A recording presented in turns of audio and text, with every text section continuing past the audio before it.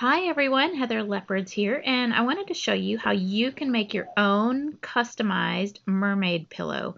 So I started with this pillow, and as you can see, it's blank. It's got silver on one side and kind of a pinkish purple color on the other side. So what you want to do is you want to get all of your sequins going in the same direction. You want to make sure that you do not have any that are flipped over because we're going to be coloring in a stencil. And speaking of the stencil, I used Oracle 631 removable vinyl. The person that I was creating this pillow for is a friend of my daughter's, and she loves squirrels. So I have her name on one side and the squirrel on the other side. So what you want to do is carefully remove the vinyl from the backing, and you're going to place it centered as much as possible on the on the pillow. And of course, this is removable vinyl, so you can reposition it, but then, you have to reposition your sequins and make sure that none of them are going in the wrong direction if you do that. So just word of warning, if you do have to reposition your vinyl, just make sure that it hasn't messed with the direction of your sequins. Or as you can see right there, I just kind of had to fix it just a little bit. So I'm making sure the sequins are correct and that the vinyl pattern that I've done is now in proportion and doesn't have anything wonky. So the next thing you do is you want to just make sure that the vinyl is really positioned down really well. So you want to press on it. But what I did was I actually took a heat gun, or you could use your hair dryer. And so I just added a little bit of heat to make sure that the edges were down nice and good. And so I'm using a Sharpie. I'm going to try using spray paint the next time. And if I do that, of course, I'm going to I'm going to make sure that I have masked off the entire pillow so that we don't get any residual spray going onto the sides of the pillow. But for this one, I'm actually using a Sharpie. So this is a chisel edge Sharpie. It actually has two sides. One is more of a fine tip or a medium tip, and then the other is chisel. And so I'm literally just going up in the direction, since the sequins are facing up or going in the upward direction. I am coloring in that same exact direction. I'm not going back and forth. It may look like it a little bit in the video, but I'm actually drawing up and then lifting up my hand a little bit and then coming back down. So I'm going in that same exact direction, just filling in everywhere I possibly can. I kind of do it one thin layer at first, and then I come back in and fill it in even more. So you can see right there, kind of in the head, I actually said, it needs to be a little bit darker. And I accidentally pulled back some of the sequin, so you just have to be really careful. And if you do get some on the other side, like you just saw there, just wipe it off really quickly before it really sets onto it. I had that happen to me one time, and it came off really well. Of course, once it dried, the Sharpie didn't go anywhere. So yeah, so I'm just going in now and filling in. You can see the chisel edge I marked up there for you so that you can see one. If you use the wider part of the chisel, you can cover more sequins, and then I kind of used the tip of the chisel to fill in. All right, so now I'm just making sure that it's nice and black and solid and covered. And this, of course, is sped up for you. This project took me probably 45 minutes to do for both sides, but for the purposes of this video, of course, I have sped it up. So yeah, just fill everything in. Those things that have the thinner lines, like the one that goes between his tail and his back and his arms and his body. I was a little bit worried about the vinyl sticking and the Sharpie bleeding, but it seemed to work pretty well here. All right, so just look for any little pieces that might need a little bit extra coloring on them and just fill it right in.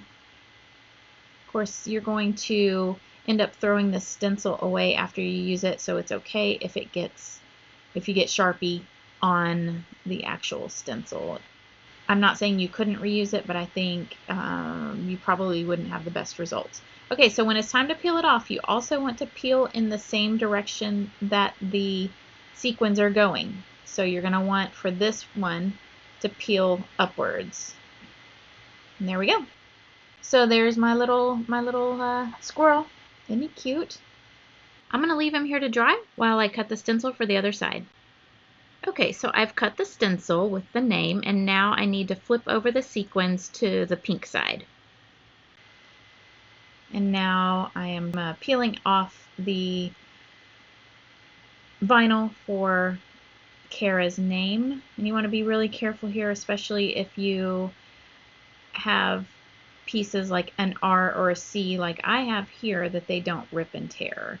I did accidentally rip part of the C, but I easily filled that in. I just peeled it off and put it on in its correct position. All right, so I'm just making sure that it's all lined up and even. And again, now I am putting it on in the same direction that the sequins are going. And this is where it gets a little bit tricky with the R, the A's, and of course the C.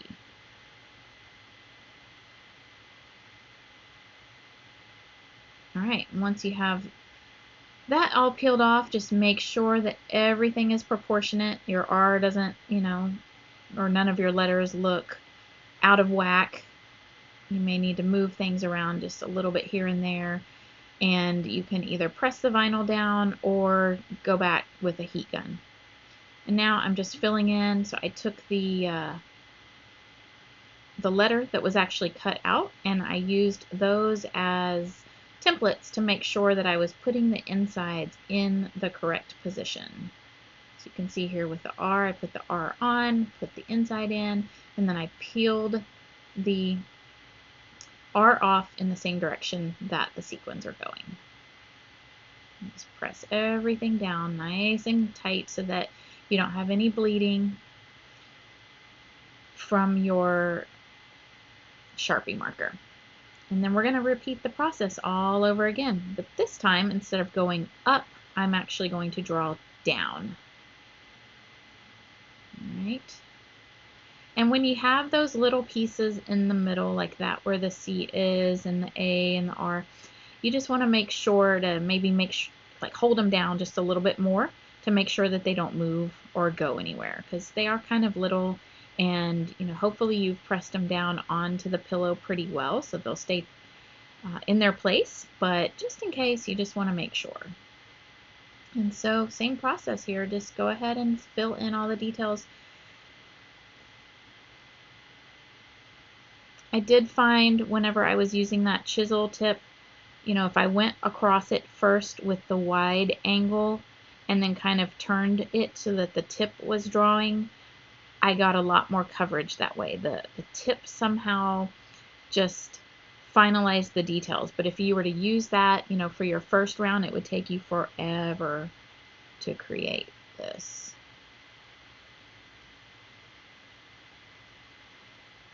This was kind of therapeutic doing it. It was kind of like coloring.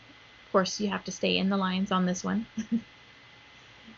But I had a lot of fun doing it, and I got to tell you, the recipient of this absolutely loved it. I got a text from her mom, saying, "Oh my gosh, how did you do this? She just loves it so much." And so this was definitely a gift from the heart for a very special little girl. All right, so once you've got everything colored in, you're going to do the same thing that you did with the squirrel and just kind of tilt it at different angles and make sure that you don't see any of the original color.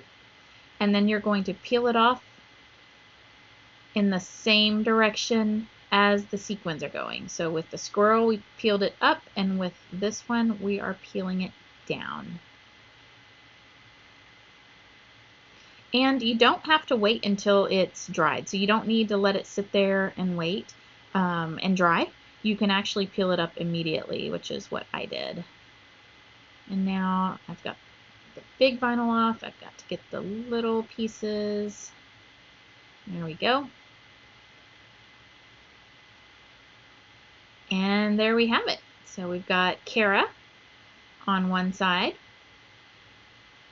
filling in a couple more little details that I might have spotted. Once I pulled it off, it kind of shifts the sequins around just ever so slightly, so you just want to fill in any details you see. So I've got Kara on one side and a squirrel on the other. And that is it. There we go. If you'd like to get creative and do one of these projects for yourself, I've included affiliate links below for the Oracle, the pillowcases, and the Sharpie. Thanks so much for tuning in today. Have a great day.